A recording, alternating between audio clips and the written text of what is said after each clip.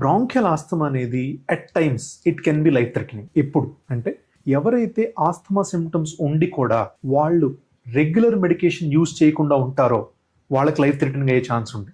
Second point, ఎవరికైతే symptoms of cough, ఆయాసం కానీ పిల్లి కూతులు కానీ రెగ్యులర్గా ఉన్నా కూడా కరెక్ట్ మెడికల్ అటెన్షన్ తీసుకోకుండా స్మాల్ అమౌంట్ ఆఫ్ టాబ్లెట్స్ కానీ స్మాల్ ఇన్హేలర్స్ యూజ్ చేస్తూ టైం గడుపుతూ ఉంటారో ఈ రెండు కండిషన్స్లో మీకు ఆస్తమా లైఫ్ థ్రెటనింగ్ అయ్యే ఛాన్స్ ఉంది. ఎందుకు ఈ మాట చెప్తున్నానంటే ఈ ఆస్తమా లైఫ్ థ్రెటనింగ్ అయ్యేది కూడా ఎక్కువగా ఎర్లీ మార్నింగ్ టైంలో అవుతుంది. సిమ్టమ్స్ అన్నీ కూడా past midnight or early morning టైంలో వస్తాయి. అంటే between 1 AM to 4 AM or 1 AM to 5 AM. అప్పుడు కనుక సడన్ గా బ్రాంకో కన్స్ట్రిక్షన్ కానీ ఎయిర్వే నారోయింగ్ కనుక అయితే ఎట్ టైమ్స్ సమ్ పేషెంట్స్ కి మీకు హాస్పిటల్ రీచ్ అయ్యే టైం కూడా ఉండదు.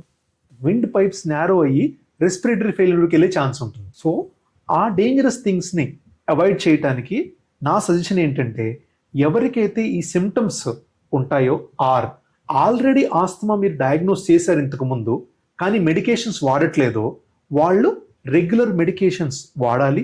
బ్రాంకియల్ ఆస్తమా అనేది at times it can be life threatening. ఎప్పుడు అంటే ఎవరైతే ఆస్తమా సిమ్టమ్స్ ఉండి కూడా వాళ్ళు రెగ్యులర్ మెడికేషన్ యూజ్ చేయకుండా ఉంటారో